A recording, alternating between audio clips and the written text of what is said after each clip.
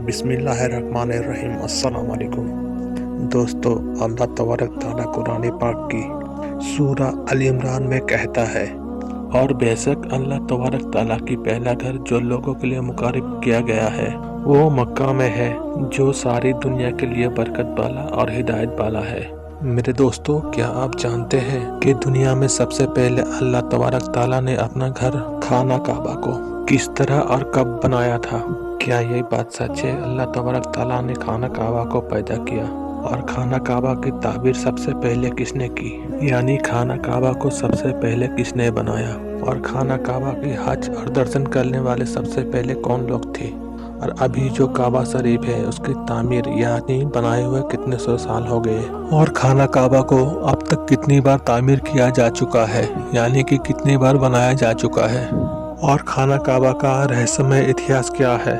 मेरे दोस्तों, इन सारे सवालों का जवाब हम आपको कुरान हदीस की रोशनी में बताएंगे, इसलिए आपसे ये रिक्वेस्ट करते हैं हमारी इस वीडियो को पूरा जरूर देखिएगा। दोस्तों, खाना काबा ऐसी एक मुकद्दस जगह है जिसको देखने के लिए हर एक मुसलमान तड़पता है, और जिसका दर्शन करने के लिए हर एक मुसलमान का दिल तरसता है। मेरे दोस्तों, अभी का जो खाना काबा है वो 404 साल पुराना है। खाना काबा को अब तक 10 बार बनाया जा चुका है। मेरे दोस्तों, खाना काबा की सबसे पहले तामीर हजरत आदम अलैहिस्सलाम की पैदाइश से 2000 साल पहले हो चुकी है, और खाना काबा को सबसे पहले अल्लाह के हुक्म से फरिश्तों ने बनाया, जिस तरह की तरतीब की किताब कुर्तुबी में लिखा है। जब अल्लाह तबारक ताला से फरिश्तों ने कहा कि इंसान तो पैदाइश के बाद जमीन पर झगड़ा और फसाद करेगा, और जमीन पर बहुत खून खराबा होगा, जिस पर अल्लाह ताला ने कहा कि जो कुछ मैं जानता हूँ वो तुम नहीं जानते। फरिश्ते ये सोचने लगा कि अल्लाह तबारक ताला हमसे नाराज हो गया। उस वक्त फरिश्ते अल्लाह तबारक ताला को राजी करने के लिए अल्लाह तबारक ताला की अर्श के नीचे दुआ करने लगे और अल्लाह पाक की तस्बीह बयान करने लगे। तो अल्लाह तबारक ताला ने उन पर रहमत नाजिम फरमाया और अपने अर्श के नीचे खूबसूरत और हुस्न जमाल वाला घर तामील किया, जो जबरदस्त के 4 खम्भों पे बना हुआ था, और एक घर फरिश्तों का बीच बैतुल मामूल का नाम से जाना गया है। जिस तरह की अल्लाह तबारक ताला सूरा तूर में बैतुल मामूल का जिक्र करता है। मेरे दोस्तों, बैतुल मामूल फरिश्तों का काबा है, और ये अर्श के सामने 7वें आसमान पे काबा शरीफ के बिल्कुल ऊपर है। फरिश्तों के बीच बैतुल मामूल की ऐसी अहमियत है जैसे कि जमीन पर काबा शरीफ की अहमियत है। ये आसमान वालों का किबला है, और हर रोज 70,000 फरिश्ते इसका तवाफ करते हैं और नमाज के लिए हाजिरी देते हैं। जो फरिश्ते एक बार बैतुल मामूल में तवाफ कर लेते हैं या नमाज पढ़ लेता है, उसके बाद दोबारा उसे कभी मौका नहीं मिलता, बल्कि हर रोज नए 70,000 फरिश्ते बैतुल मामूल में हाजिरी देते हैं और अल्लाह तबारक ताला की इबादत करते हैं। बुखारी मुस्लिम शरीफ की हदीस है कि हुजूर पाक सल्लल्लाहु ताला अलैहि वसल्लम को भी बैतुल मामूल दिखाया गया। मेरे दोस्तों, सबसे पहले अल्लाह तबारक ताला ने फरिश्तों के लिए काबा बनाया, जिसको बैतुल मामूल कहा जाता है। उसके बाद अल्लाह तबारक ताला ने फरिश्तों को हुक्म दिया कि जमीन पे भी बैतुल मामूल के जैसा मेरा एक घर बनाओ, ताकि जिस तरह फरिश्ते बैतुल मामूल का दर्शन करते हैं, ताकि उसी तरह जमीन पर मेरे बंदे उस घर का दर्शन करे और मेरी इबादत करे।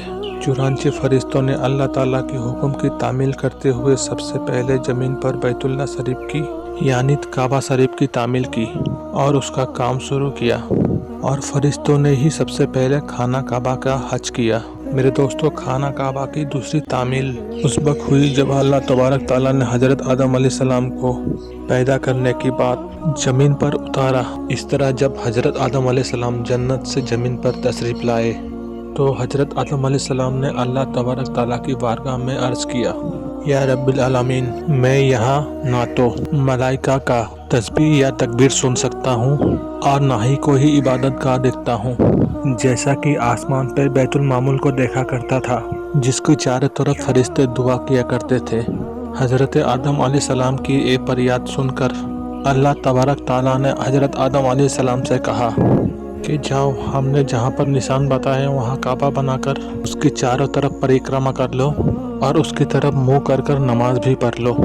حضرت جبرائیل علیہ السلام کو اللہ تعالیٰ نے گائیڈ کرنے کے لیے حضرت آدم علیہ السلام کے پاس بھیجا۔ چنانچہ حضرت جبرائیل علیہ السلام اللہ تعالیٰ کے حکم پر حضرت آدم علیہ السلام کے ساتھ چل پڑے اور انہیں اس جگہ پر لائے جہاں پر زمین بنی تھی، یعنی جس جگہ سے سب سے پہلے زمین کی جھاگ پیدا ہوئی تھی اور پھر وہی جھاگ پھیل کر پوری زمین بنی۔ اس جگہ پر حضرت جبرائیل علیہ السلام اپنے پر کو زمین پر مارا تو ساتوں زمین پر خانہ کعبہ کی بنیادیں ڈال دی، جن بنیادوں کو فرشتوں نے 5 پہاڑوں کے پتھر کی مدد سے بھرا اور ان بنیادوں پہ چاروں طرف دیواریں کھڑی کر دی۔ ان 5 پہاڑوں میں سے کوہ لبنان، کوہ طور، کوہ جود ہیرا بھی شامل تھی۔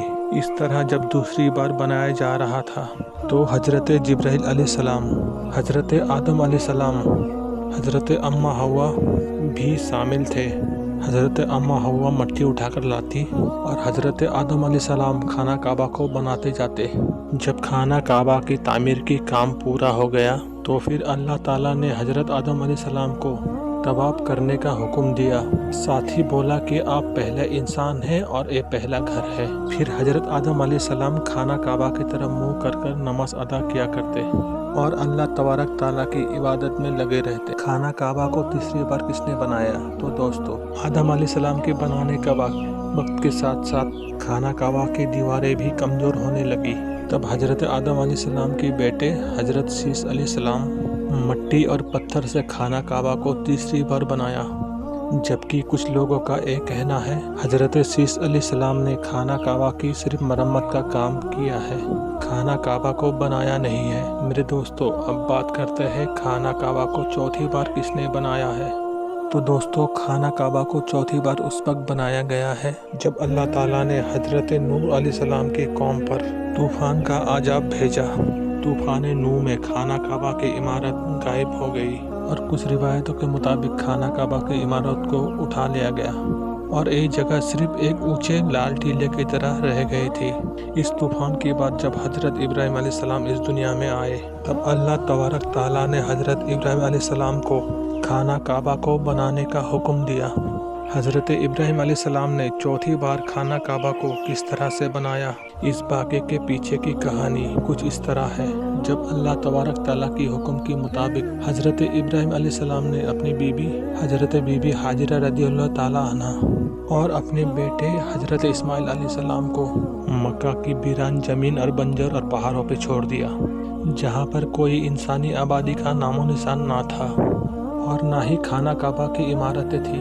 خانہ کعبہ کی جگہ بس ایک لال رنگ کا ٹیلا تھا۔ اس وقت حضرت ابراہیم علیہ السلام نے اپنی بیوی اور بچوں کو چھوڑ کر اللہ تعالیٰ کے حکم کے مطابق مکہ کی طرف پہلا سفر کیا۔ اس کے بعد جب دوسری بار حضرت ابراہیم علیہ السلام اپنا خاندان سے ملنے کے لیے فلسطین سے مکہ آئے تو تب حضرت اسماعیل علیہ السلام کی قربانی کی واقعہ پیش آئے۔ اور تیسری بار جب حضرت ابراہیم علیہ السلام مکہ آئے تو اس وقت حضرت اسماعیل علیہ السلام کی شادی ہو چکی تھی، تو اس وقت حضرت ہاجرہ رضی اللہ تعالیٰ عنہا کا انتقال ہو چکی تھی۔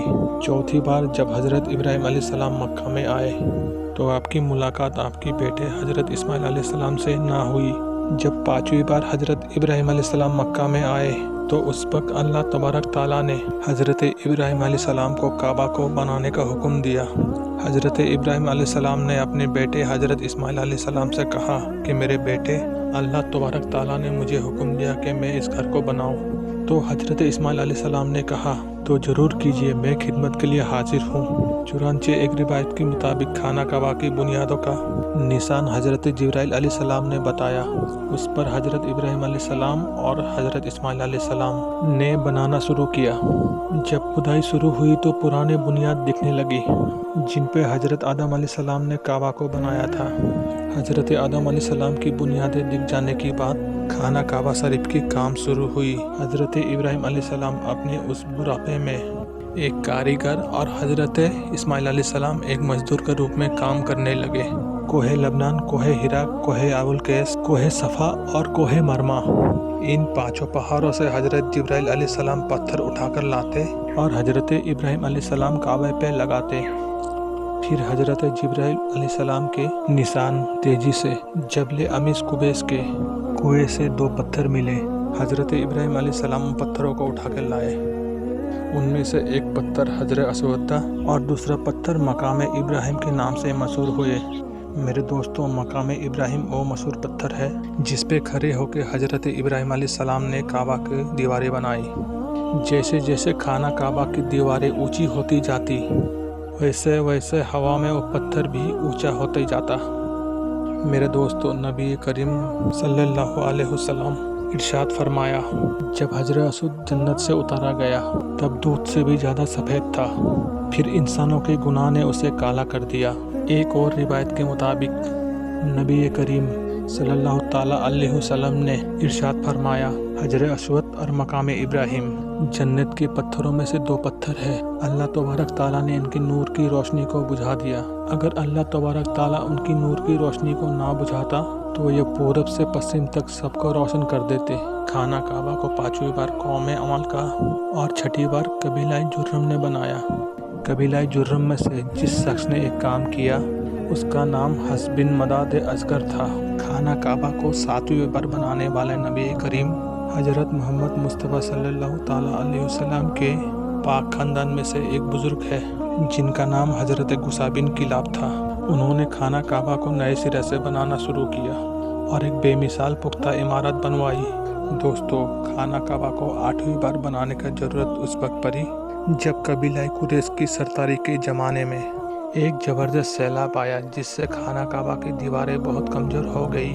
تو ایک مشورے کے بعد ایک فیصلہ لیا گیا اور خانہ کعبہ کو قبیلہ قریش نے پھر سے بنوایا، جس تعمیر میں نبی پاک حضرت محمد مصطفیٰ صلی اللہ تعالیٰ علیہ وسلم کے ذاتی اقدس نے بھی شرکت فرمایا۔ لیکن اس وقت رقم کم ہونے کی وجہ سے قریش کے کامل میں عتیبِ کعبہ کو شامل نہیں کیا گیا تھا۔ خانہ کعبہ کو 9ویں بار اس وقت بنایا گیا جس وقت اجیتی فوج کی پتھر بازی کے وجہ سے خانہ کعبہ کی دیواریں کمزور ہو گیا تھا۔ اس وقت حضرت عبداللہ بن زبیر نے عتیبِ کعبہ، جبکہ اس وقت قریش کی تعمیل میں شامل نہیں کیا گیا تھا، اس کو بھی شامل کر بنیادی ابراہیمی پر خانہ کعبہ کو نئے سرے سے بنایا گیا۔ خانہ کعبہ کی 10ویں تعمیر عبد الملک بن مروان کے نائب حجاج بن یوسف، کیونکہ ایک ظالم حکمران تھا، اس نے 74 ہجری میں قریش والی تعمیر کے مطابق خانہ کعبہ کو بنوایا۔ اس کی دور کے بعد جب خلیفہ ہارون حکومت پر بیٹھا، اس نے خانہ کعبہ کو گرانے کا فیصلہ کیا اور حضرت عبداللہ بن تعمیر کے مطابق خانہ کعبہ کو گرانا چاہا، لیکن امام ابو یوسف نے اس کو کہہ کر روک دیا، اگر یہی طریقہ کار رہا، ہر آنے والا حکمران مشہور ہونے کے لیے خانہ کعبہ کو گرا کر نیا بنوایا کرے گا، اور اس طرح لوگوں کے دلوں میں اس گھر کی اہمیت کم ہوتی جائے گی۔ پھر 1040 ہجریوں میں سلطنت عثمانیہ کا سلطان مراد بن احمد خان شاہ دست الدنیا نے حجرت اسود والی جگہ کا علاوہ ساری عمارت کی بنیاد کو بنیاد حجاج کی جیسا تعمیل کروایا۔ ایک تعمیر کا کام 6 مہینے کے اندر مکمل ہو گیا۔ اس نے خانہ کعبہ کے اندر سنگ مرمر کا پتھر لگوایا اور بہت ہی خوبصورت چھت بنوائے، اور باہر کی دیواریں سنگ مرمر سے چونا میں چنی گئی، اور بہت ہی قیمتی ریشمی کالے رنگ کا پردہ خانہ کعبہ پہ ڈالا گیا جس میں کلمہ طیبہ لکھا ہوا تھا، اور سنہری رنگوں میں سلطان کا نام بھی لکھا ہوا تھا۔ اس طرح سلطنت عثمانیہ کی تعمیر کے بعد شاہ بہاء الدین عبد العزیز نے سن 1417 میں کعبہ شریف کو نیا سرے سے بنانے کا کام شروع کیا، اور ابھی جو خانہ کعبہ ہے وہ کم و بیش 404 سال پرانا ہے، کیونکہ یہ عمارت 1040 ہجری میں بنی اور اب 1443 ہجری ہے۔ اللہ تبارک تعالیٰ سے دعا ہے کہ اللہ تبارک تعالیٰ اپنا بیت اللہ شریف کے بار بار زیارت نصیب فرمائے اور حج بیت اللہ کی شہادت نصیب فرمائے۔ دوستو، ویڈیو دیکھنے کے لیے آپ کا بہت بہت شکریہ۔ اگر آپ کو ویڈیو اچھا لگے تو لائک، شیئر اور سبسکرائب کر دیں۔